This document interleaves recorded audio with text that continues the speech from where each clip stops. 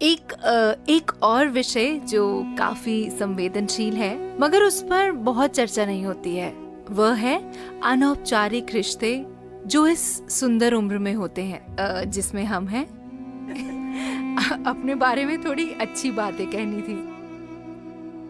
आजकल लोग शारीरिक संबंध बनाते हैं लेकिन इन रिश्तों में ज्यादा भावनाएं नहीं होती।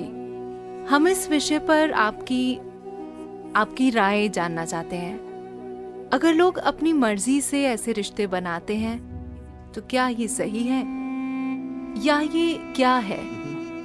क्या मैं एक चुटकुला सुना सकता हूँ? बिल्कुल, मुझे चुटकुले पसंद हैं।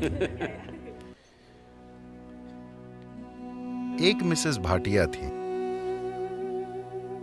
कोई भाटिया तो नहीं है? मैं नाम बदल सकता हूं। एक मिसेस भाटिया थी जिनकी शादी की 50वीं वर्षगांठ थी। वर्षगांठ मनाने के बाद अगले दिन उन्होंने तलाक की अर्जी दे दी। जज ने तलाक की अर्जी देखी। वो एक अच्छी पारिवारिक मित्र भी थी, तो उसने उन्हें बुलाकर पूछा, आप अपने पति को तलाक क्यों देना चाहती हैं? वो इतना प्यारा आदमी है, आप उसे तलाक क्यों देना चाहती हैं? आप किस आधार पर उसे तलाक दे रही हैं? वो बोली, वो मेरे साथ वफादार नहीं रहे, वो मुझे धोखा देते रहे हैं। आप इस नतीजे पर कैसे पहुंची? आपने कल ही शादी की 50वीं वर्षगांठ मनाई थी। कल तक तो आप ठीक थी, फिर क्या हो गया? मुझे बीते दिनों की बहुत याद आ रही थी, तो मैंने फोटो एल्बम पलटना शुरू किया। फिर मैंने देखा कि मेरे 5 बच्चों में कोई भी उनके जैसा नहीं दिखता।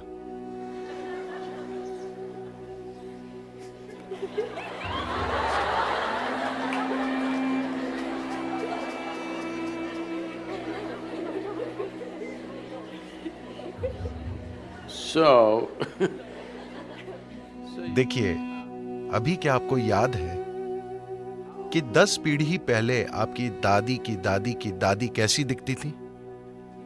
नहीं, मगर उनकी नाक अभी आपके चेहरे पर मौजूद है। आपके शरीर को याद है, हाँ या ना? आपके शरीर को लाखों साल पहले आपके पूर्वजों की त्वचा का रंग भी याद है, अभी तक वो भूला नहीं है। तो जिसे आप मेरा शरीर कह रहे हैं, वो यादों का एक बहुत बड़ा संग्रह है ना? आपके दिमाग में मौजूद यादाश्त बहुत कम है। आपके शरीर में मौजूद यादाश्त, उसमें क्रमिक विकास की यादें हैं, जेनेटिक यादें हैं, कर्म की यादें हैं, व्यक्त और अव्यक्त स्तर की यादें हैं, ढेर सारी यादें हैं। आपको लगता है कि अभी आपको चलना आता है, लेकिन ऐसा सिर्फ इसलिए है क्योंकि आपके शरीर ने वो यादाश्त बनाई है। अगर आपका शरीर उसे भूल जाए तो आप चल नहीं पाएंगे। इतनी यादें, आप जो छोटी से छोटी चीज करते हैं, आप जानते हैं कि क्या खाना है क्या नहीं खाना है, उसे मुंह में डालना है कान में नहीं।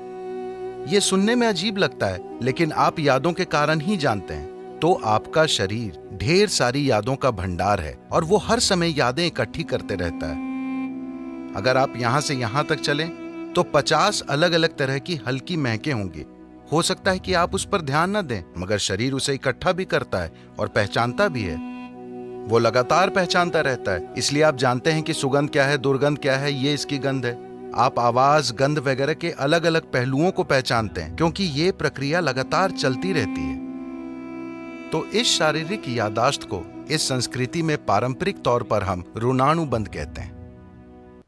वो शारीरिक यादाश्त जो आप बनाते हैं।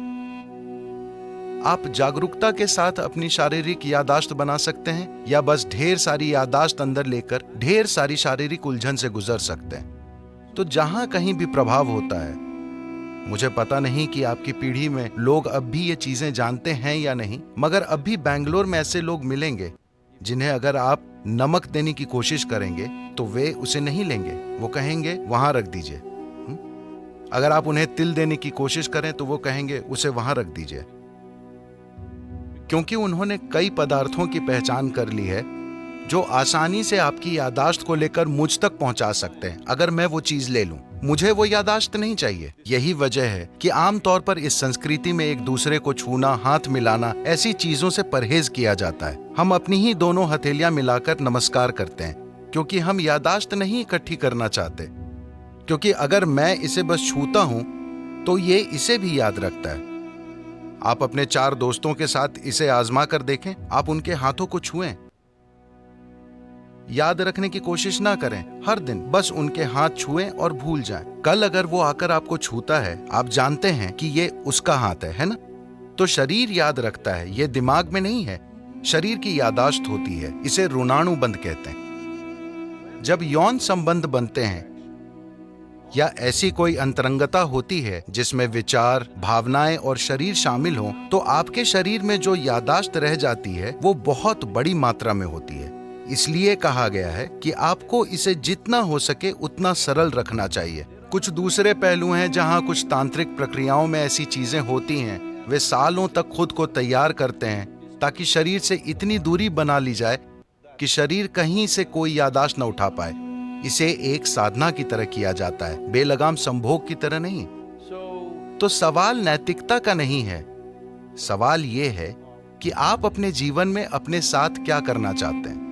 If you want to be in such a way that अगर आप इस तरह जीना चाहते हैं कि आपके जीवन में आपकी भीतरी बुद्धि सबसे प्रबल चीज हो, आपका भौतिक शरीर नहीं, तो आपको शरीर की यादाश्त को जितना हो सके उतना सरल रखना चाहिए। इसलिए सादा भोजन, लोग बिल्कुल सादा भोजन करते हैं। अब भी मैं दिन में 1 बार भोजन करता हूं और भोजन में सिर्फ 1 चीज खाता हूं, 10 नहीं। मैं वो चीजें दूसरे दिन खा लूंगा, मगर आज मैं सिर्फ 1 चीज खाऊंगा, क्योंकि काफी फर्क आप आजमा कर देखिए। सिर्फ मेरे कहने पर मत जाइए। खासकर जब आपकी परीक्षा का समय आता है, सादा भोजन कीजिए और देखिए कि उससे कितना फर्क पड़ता है। आपकी बुद्धि कैसे काम करती है, आप कितना सतर्क रहते हैं, सब कुछ। तो आप खुद को क्या बनाना चाहते हैं? आप खुद को एक सेक्सुअल सुपरनोवा बनाना चाहते हैं या or no I'm saying कुछ लोगों का ऐसा इरादा हो सकता है, ये उनके ऊपर है, मगर आप अपने जीवन के साथ क्या करना चाहते हैं ये आपको तय करना होगा। अगर आपने ये तय किया है तो ये बहुत महत्वपूर्ण है कि आप अनजाने में भारी मात्रा में यादें ना इकट्ठी करें, because this will lead to क्योंकि बाद में आप देखेंगे कि आपके लिए शांत और खुश रहना बहुत मुश्किल होगा, चाहे कुछ भी अच्छा हो रहा हो, simply because they क्योंकि शरीर में उलझन भरी यादें मौजूद हैं। जब इसी प्रकृति का कुछ और आता है तो शरीर में उलझन भरी उथल पुथल होने लगती है। शायद आपके दिमाग में यह ना आए, just physically ये सिर्फ शारीरिक रूप से होता रहेगा। तो ये चुनाव आपको करना है। ये नैतिकता का सवाल नहीं है, ये सवाल है समझदारी से जीने का।